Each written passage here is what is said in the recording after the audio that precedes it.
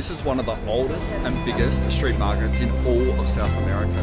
One of the F1 drivers is here who's going to be doing burnouts and different displays to promote F1 because Argentina used to have the Formula One Grand Prix here. This area is actually called San Telmo and it's the oldest area in all of Buenos Aires. It dates back to the 1600s. Just talking to some of the locals and it's estimated that there's over 1,000 different stallholders here and it stretches for up to 15 different blocks. It's the biggest flea market in all of Argentina and it runs every single Sunday. You know, back in 2008, I was making over $1,000 a week just going to second-hand stores and selling on eBay. It goes for kilometers. It is 10 blocks, but not only in a straight line, it goes left and right as well. So today we're going to have a look at all the street vendors that have been coming here since the 1970s. I mean, $25 for what, probably 1 gram of silver in a ring.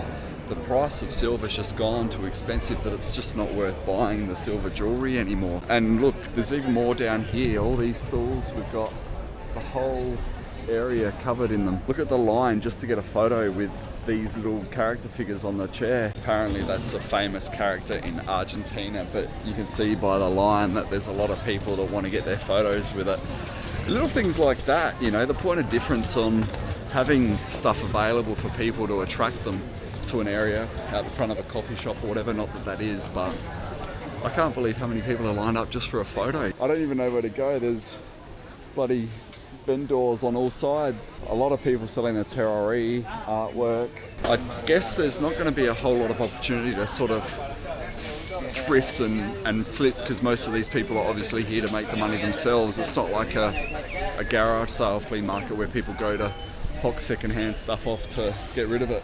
Most of these items are either made by the individuals themselves or bought to sell and make money. Don't know that I'll end up buying anything today because I tend to only, oh, here's a second-hand vendor. As I was saying that, I was wrong. Hola. Some of those little curios could be good.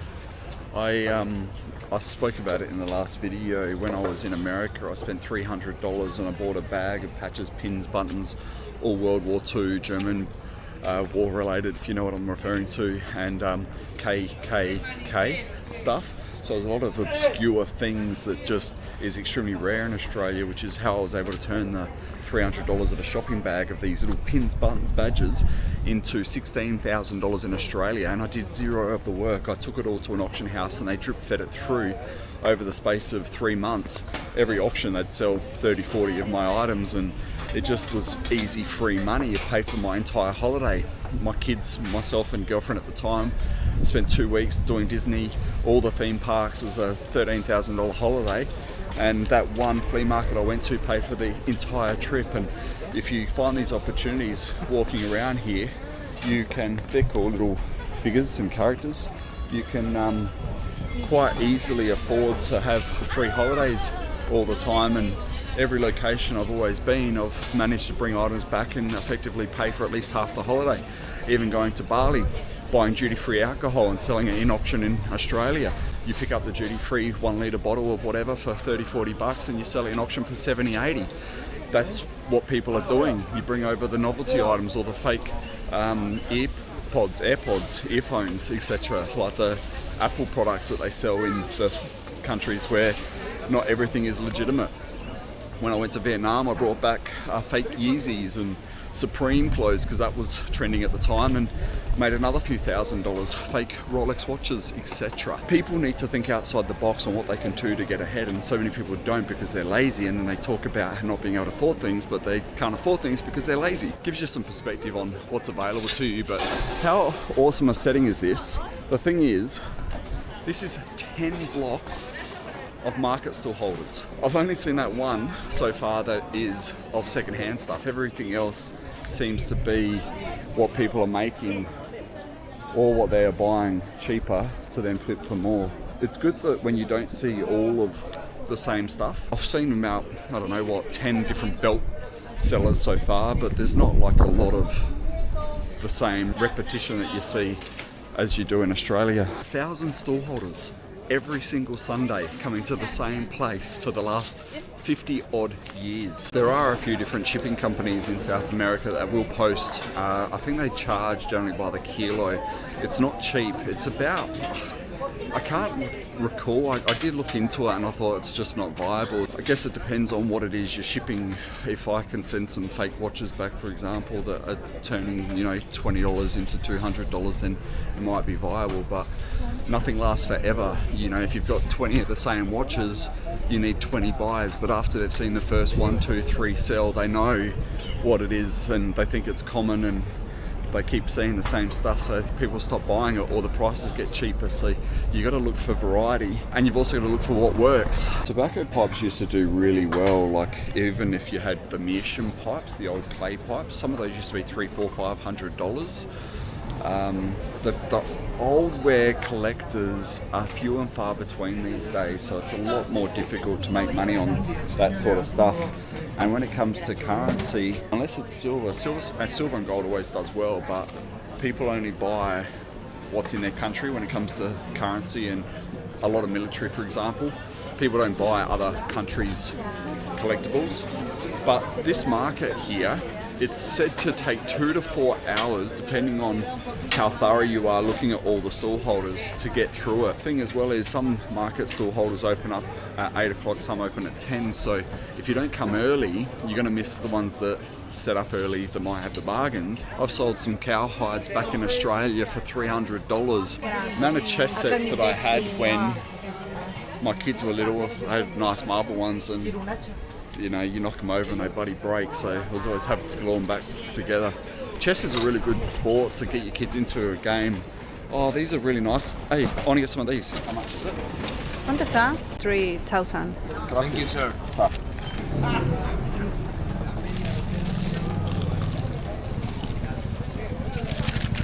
Style. Hot, it's better. When they're hot and fresh, these are amazing. These taste like he's tried selling them for the last 3 weeks, and these are the leftovers. Daggers, cutthroat razors, 150. If one thing is expensive at a stall holder's stall, everything's going to be expensive. 3D printed.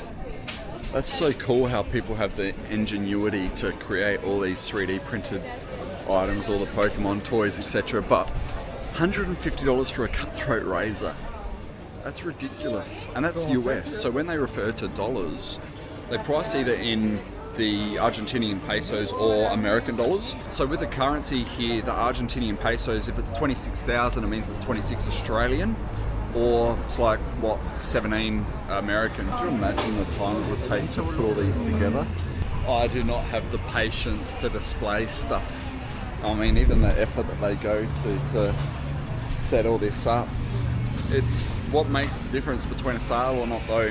When I would sell at the markets and I'd leave clothes in tubs, people would never rummage. You'd hang things up and suddenly items would sell. It does make a big difference. There's an old pram. Is it an antique shop in here? Oh, it is. That's cool. Look, there's a little baby. Old telephones that they've got.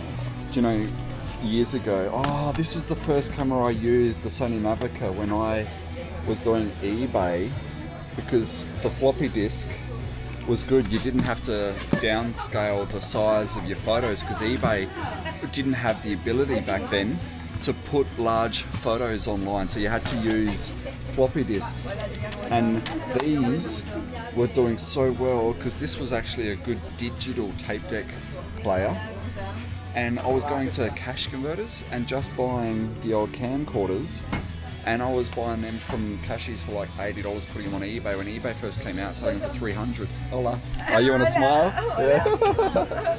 So, back in 2008, I was making over $1,000 a week just going to second-hand stores and selling on eBay. And that was back then. People can still do that today. You just need to buy it where you can afford to sell it for more than what you picked it up for. And you can do that with anything. Nothing is right or wrong. It's just better if you do it in something that you enjoy. Like if you love records, for example, find records that you enjoy and you can put it in the collection until it sells, and it doesn't bother you if it takes a bit longer to sell. You get to appreciate it in the time that you're holding on to it. I had glass cabinets all throughout my whole house, and they're all full of different collectibles, and I got to sit there and enjoy it and look at it until it's sold. Makes it more fun. Con permiso, por favor. Gracias. Sì, cioè l'ho fatto una cosa di perle, poi una catena, un po' più comunque. See ya. It's even like the colours. If you buy that's Acai, that's pretty cool. That would actually do really well. I don't know if you can see it was a bit dark in there, but you can find the same stereo, for example. One could be in red, orange, black, grey, and black won't sell for as much as the red, which might not sell for as much as the orange, even though it's the same thing, because people want one of every colour. That's what happens when you start collecting.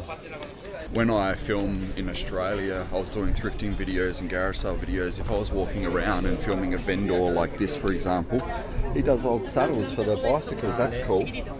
They would say, don't put me in your video, because most of the resellers in Australia are on Centrelink or government benefits or not paying tax, which is fair enough. I mean, F the government, right? And they didn't want to be on video in case they get caught. The thing is, what they don't understand is, oh, there's a little Casio calculator. It's getting harder, you know. Getting cash, getting tax-free, getting ahead in life is getting harder. But Paraguay offers tax-free residency, which is why I've left Australia. I've got a Discord in the description below if that's something you want to learn about, but I made a number of videos talking about tax-free residency and escaping the West. It's just a different quality of life that you get when you're outside of the system. You're not over-policed, over-regulated, etc. People are happy, smiling. You can tell on camera how people are compared to that of Australia. Do yourself a favour. I mean, I get a lot of backlash talking about this, and people say, oh, well, you shouldn't, it's invasion of privacy, blah, blah, blah. Go out in your local neighbourhood, start filming, see the reactions you get. In Australia, you'll get in some fights. Back 20 years ago, everyone used to go nightclubbing to get in fights and punch-ons. Not anymore. All the guys that were in security have left. The only people that are out to get in fights now are Australian police. If you saw on the last video, I documented how the Australian police are beating up civilians because they've all got ego trips. They're not there to do anything other than tax society and keep people down. It's really a prison state. Australia was founded on prisoners and prison wardens, and it's today no different.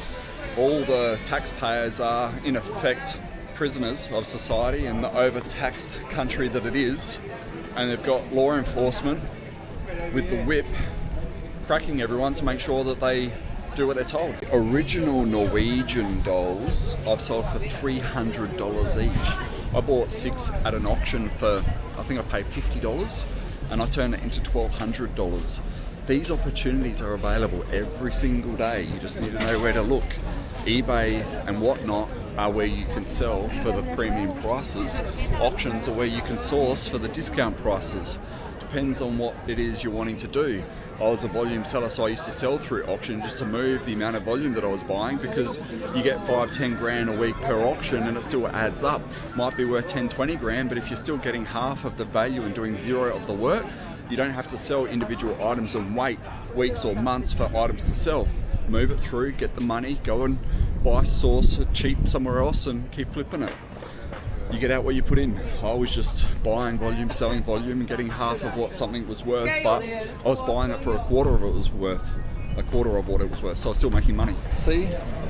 She's just sitting there eating her food, still says hello. What I'm trying to find are items that might be mispriced globally compared to the international market. Some things are common in one area that are rare in another. I'm just trying to find one of those items, but everything here is specifically relating to Argentina and Spanish America. It's too difficult for me. I haven't found that one-off international gem that might have found its way here. Immigrants over the years that move to different countries that take belongings from their own country with them can often or sometimes pop up at markets abroad. I was at a flea market, an antique store in Encarnacion, and a German guy brought all of his Hot Wheels and Matchbox cars over with him, and then decided once his kids were older he'd sell them. So I found all of those, all the old red lines. Some of those are $1,500 and I paid $2 each. I was hoping to find more of that here, but not today. I've just seen a dandy. I had lunch at a different one the other day. This is the Formula One event on down there, but I want to get another cheesecake here. They're so freaking amazing. And a big key takeaway, my mouth's salivating for the food already, between Paraguay and here is you cannot get a good coffee anywhere in Paraguay. Here, I've been having 5 different coffees at different places every single day. The point, I've got to bloody drink more water because my wee smells. But they're just so good here in Argentina.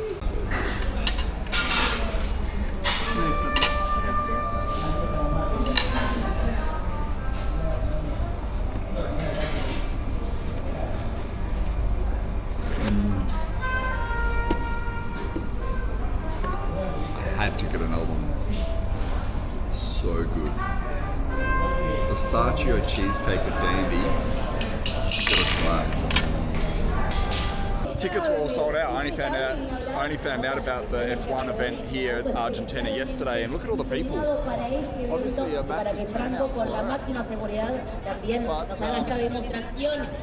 The driver's actually doing a demonstration today with some burnouts and some runs up and down the street, but you have to watch it on the TV. Been waiting for over an hour and still waiting for the first demonstration.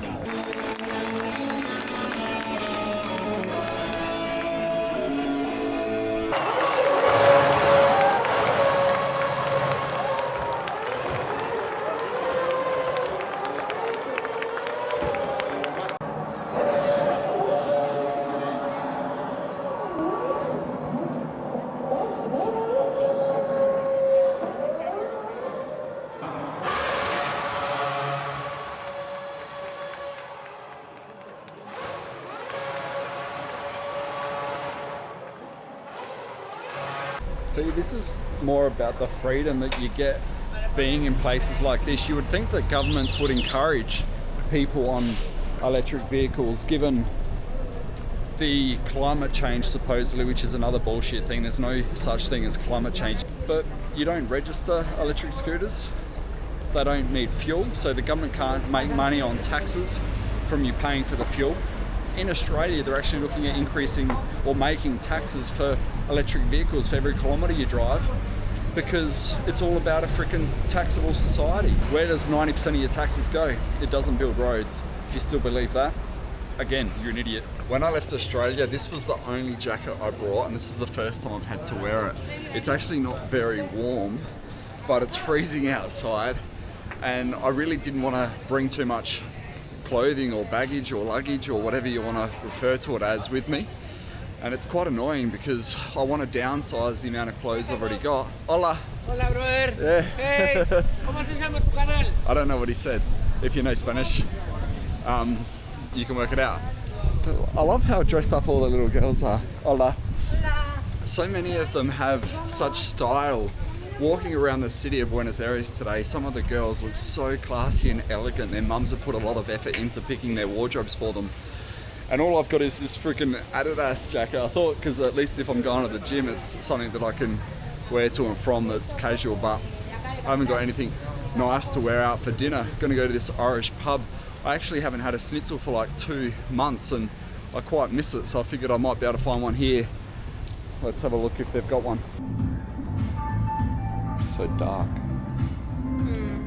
Need that light. Actually, I've got it at home. Y tomate seco, ¿sí? Son papas fritas con rucajú. This is what, $70 buys you in Argentina.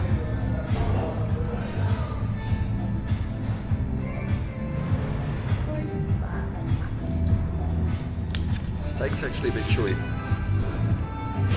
It's very dark in here. Good. Wouldn't say it's like $70 good, but it's edible. Ended up going to a different place. This is called Fogger, because that Irish place didn't even have chicken schnitzel on the menu. Had a very, very limited menu. 5:30 in the morning, we're about to catch a ferry to Uruguay from Argentina. Traveling a bit of South America, so let's go see what Uruguay's like.